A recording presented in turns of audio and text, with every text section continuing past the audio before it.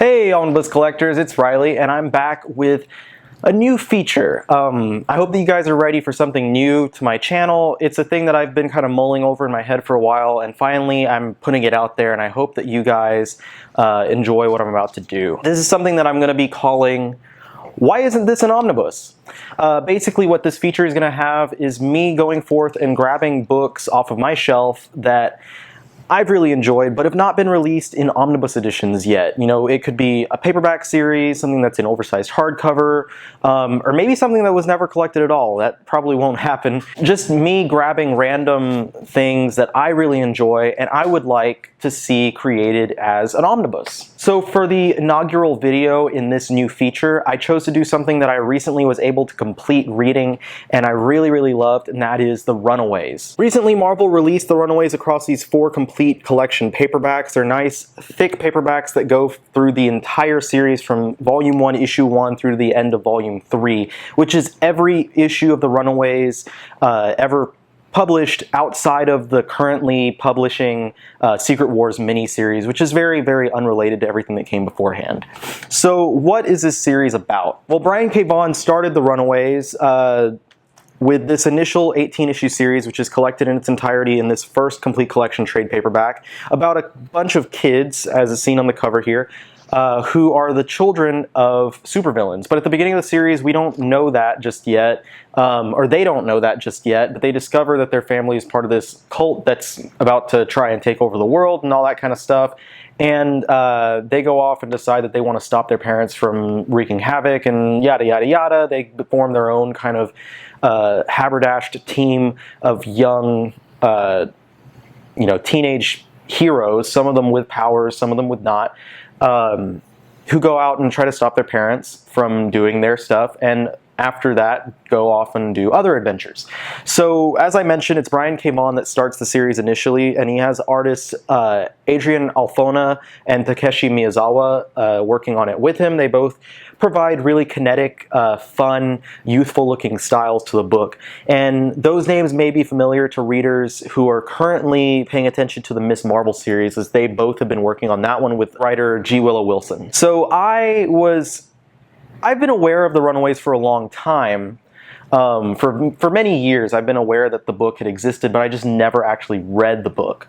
Not until now that they released these new complete collections, because I thought, oh, that's perfect. It makes it a lot easier. Now, before this point, I was not aware that the series existed across 3 oversized hardcovers, but those oversized hardcovers are really extremely hard to get anyway, so it's not like I would have had an easy time grabbing them. But those 3 hardcovers do collect the entirety of Brian K. Vaughan's run.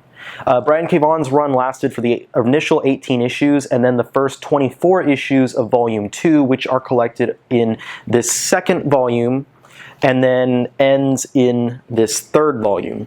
After Brian K. Vaughan ended his run on the series, we saw Joss Whedon come on and do a 6-issue arc from issue 25 to issue 30, and then there were also a couple mini-series that are also collected in this 3rd volume by Zeb Wells and Chris Yost that star both the Young Avengers and the Runaways, tying into the Secret Invasion and Civil War events. And then one last complete collection was released just recently, maybe a month or 2 ago from when I'm filming this video, which collects the last 3rd volume, which lasted 14 issues, written by Terry Moore and Kathryn Imminent, and the series was canceled after 4 issues passed with Kathryn Imminent's run. This last volume also collects a couple of other odds and ends. So that said, you know, all the stuff by BKV is collected in oversized hardcover, like I mentioned, but the rest of it is not. The rest of it you can find in paperbacks and hardcover or these complete collections. But why isn't this an omnibus? It's an extremely great series with a lot of, a huge following. Fans love this series. Fans have gone back and, this is a lot of people's favorite series. This is a lot of people's series that they've, started reading comics with. A lot of people really stick to this series because not only does it have fantastic art and amazing writing, especially when it's under Brian K. Vaughan, but because the characters are so relatable. These are characters that, for the most part, Brian K. Vaughan created completely originally. There are some characters later on in the run that came from other books and stuff like that, but most of these characters are completely original and for the most part don't have much relation to characters that exist in the Marvel Universe. That said, it makes this book one that's a really easy book to jump into, even for fans who don't know anything about existing comic universes like the Marvel Universe.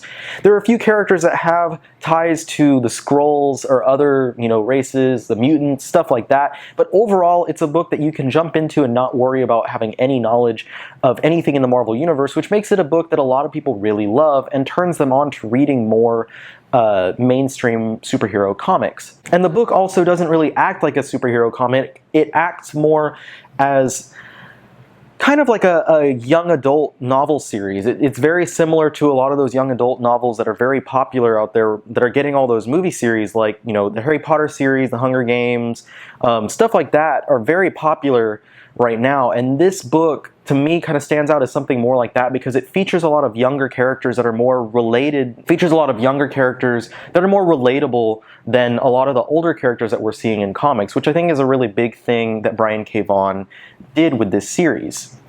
He wrote these characters as people that, younger audiences can relate to in more than one way, whether it be how we were brought up, whether it be, what ethnicity you are. And in some cases, they actually explore a lot with sexuality, which is really important because in mainstream comics, especially at the time that this was being published, there's not a whole lot that explores different sexualities, especially given that one of the characters in the book, who appears in the second series, is more or less gender fluid, which is something that even now in comics, years after that was originally published, is not really explored a lot. So it's something that a lot of, younger readers who are, not heterosexual, who are not, who are gender fluid, who have these different, sexual identities and stuff, they can go to this series and read it and find someone that they can identify with. And it's very exciting for readers like that. And on top of all this, it's an extremely good book. When I was first reading this book, when I grabbed that first complete collection, I opened it up and from page 1, I was just sucked in. It's one of those books where I just did not want to put it down. I remember reading it for a few issues and just not wanting to put it away. And I think I was at work at the time when I was reading it. I was sitting at work reading it, and I remember a manager coming in, and like every time someone would come in, I'd get distracted and be like, man, I'd have to get back into it. But it's just like I did not want to lift my eyes from the page because I was so drawn into it, so enamored with these characters, because the way that Brian K. Vaughan writes these characters through his run on the series, they're just so interesting. They're so easy to read. The dialogue is so fresh. It's so easy to follow. It's stuff that you just don't want to stop reading, and it's just fantastic. And the artwork from both Alfona and Miyazawa just works so well with the series. It's stuff that just, it meshes with the series so well. It has that youthful, kinetic energy to it that portrays these characters in a way that, like, just works on the pages. Now, if I was to collect this in Omnibus, I think it would be really great to have one volume just collect the entire Brian K. Vaughan series. That means the first 18-issue volume, as well as issues 1 through 24 of the second series, and then there's a Free Comic Book Day X-Men issue in there as well. Altogether, that adds up to just over 40 issues, which would make a really nice sized omnibus volume, not too thick that it would be unrealistic for Marvel to publish it, and not a thin one either. It would be a really nice sized book. I can imagine it working really well, and it has the entire run. And Brian K. Vaughan's series really works as one connected story. That initial 18 issues is like the first season, and then that next 24 issues works as a second season. It has a different story that really launches off of what happened at the end of the first volume, and it just goes forward, and that same connective story goes through the entire series.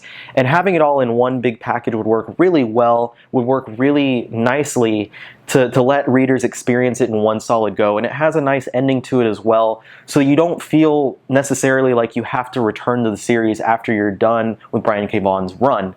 But in my opinion, I would also want to collect the remaining stuff, the Joss Whedon run, the 2 miniseries, the 3rd volume by Terry Moore, and the last few issues by Kathryn Imminent, as well as the few one-shots and whatnot that are in there. I would like to collect all of that into one companion omnibus. Now, I know a lot of this material is really divisive towards a lot of people, but in my opinion, I actually really enjoyed it.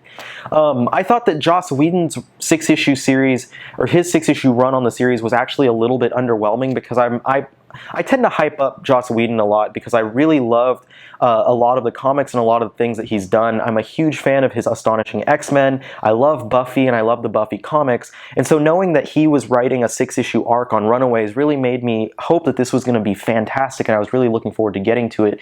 But if you're looking for something that's A+, I was a little underwhelmed. I'm not saying it was horrible, but I was just a little underwhelmed. So going forward from there, I was already underwhelmed, and then going into the miniseries, it made me enjoy those a lot more, because I guess I was not expecting much out of those, and it made me just look at those and be like, oh, this is a lot of fun. The miniseries deal with the Secret Invasion and Civil War events. They tie into those events, and we see what these characters are up to in there. It's not as deep or character-rich as the ongoing series is from Brian K. Vaughan or even from Joss Whedon, but it does provide a lot of cool interactions with these characters, with characters that are out in the Marvel Universe, namely the Young Avengers, because we don't really see the Runaways interacting that much with characters in the Marvel Universe. They kind of just interact with whatever characters have been created by Brian K. Vaughan for this series. So it was really cool to see them interacting with what was going on out in the Marvel Universe as a whole with Civil War and with Secret Invasion. Going forward, then we get to the third volume. The third volume starts, as I mentioned, written by Terry Moore for about 9 issues, and there's a single issue that has Chris Yost, and I think C.B. Cebulski maybe was the other writer on that one. I don't really remember off the top of my head. And then it went into 4 issues by Kathryn Imminent. That volume gets a lot of flack, because it's not, it's not as good as what came before it. But I think that the main issue there is because after issue 14 of volume 3, the series was canceled, and Kathryn Imminent was doing a really, in my opinion, great job. She picked it up from Terry Moore, which was doing a decent job, but she turned it around into a series that was looking like it might have gotten to the same level of quality as what Brian K. Vaughan had been doing beforehand. And it was canceled. Just, I guess, lack of sales canceled the book after 4 issues, and she had something really interesting going on for her. And I was really interested in seeing where her plot was going to go, and I can see where a lot of people were upset because it just gets cut. So I would want to put all of this into its own companion collection. All that extra material would add up into one nice-sized companion collection. It would be really optional. It would really be for people who just want to follow these characters and see them going off into more stories. Because if you're a fan, if you read the Brian K. Vaughan stuff and you're a fan of what he did with the characters, then chances are you're going to wind up enjoying what the other people are going to do with the characters as well. And that's something that I find myself, I'm like, oh, I like the characters, I just want to follow what they're up to. I want to follow what they were doing. Of course, it does lead towards a cliffhanger that never gets resolved, and as far as I have been aware, the next major point that these characters appear in, I know they appeared in a couple issues of the Dawkins series, the Dark Wolverine title, but they then appear in, a few of the characters appear in the Avengers Arena series, and there was no connective tissue from what happens at the end of Runaways Volume 3 to what happens at the beginning of Avengers Arena. And while I really love Avengers Arena, and that's something that I might talk about in a later video, there was no connective tissue, and I just wish there was something to kind of bridge the gap and let us know what was happening with these characters, how they recovered from the end of the 3rd series moving forward into other endeavors. So anyway, that's me going off long enough about the Runaways. I really love this series. I really wish that one day it could be collected as an omnibus because it's so good. It's something that's really fantastic. It's one of my, it's become one of my modern favorites. Of books that have been published in the past, 10 or so years, this really stands out, and it really, I think it's something that's going to stand the test of time, and it really stands out as one of the better books that stars younger characters. I really hope that the Runaways make a resurgence in the Marvel Universe. I hope that we see them maybe get a new series and stuff in the future, in the near future, hopefully, and maybe that will lead towards an omnibus collection in the meantime. But if you're like me and you didn't collect those oversized hardcovers and you don't want to grab the countless smaller collections, Marvel did put out those nice 4 complete collection paperbacks. They're not terribly expensive. Each one is about $35. You can get it for probably less than $20 easily online. And I totally recommend them. They're a nice bunch of books. They look really nice on the shelf. Nice, blue spine design on there. Very nice. I really love them. I love the series. I recommend checking it out. Hopefully, like I said, one day we get an omnibus, but until then, we'll have to be happy with this. So thank you so much for watching the video. I hope you guys love this new segment that I'm going to be doing. I'm going to do this hopefully a few times a month, just go through and talk about other series. So other books that I have on my shelves that don't have omnibus collections as of yet. I'm going to be making videos for this, so this is going to be kind of, if you pay attention to my website, if you read the website www.theomnibuscollector.com, there's a segment that I do on there called the wish list, and this is kind of going to be the video version of that. On the wish list, I basically choose books that I wish would be made into omnibus or, you know, complete collection or something down the line, and I talk about how I would break that up, why I think the series deserves to get the treatment, and that's basically what I'm going to be doing in these videos. So if you enjoyed that segment on the website, then I really think you're going to enjoy this segment on my videos. Anyway, as always, you know, thanks again for watching. I appreciate you spending time with me here. I hope you really enjoy what I do here, and you know, like, comment, subscribe if you haven't already subscribed to my channel. Join my Facebook group. I'm going to have a link down below. It's a community and a little sales and trade page where we help each other find, you know, our white whales and stuff. Check out the website that I mentioned earlier. Links to everything are going to be below. I'm going to post links to these books in particular so you can find copies for yourself if you're interested in owning them. And until next time, you guys stay classy and be excellent unto each other. Thanks for watching.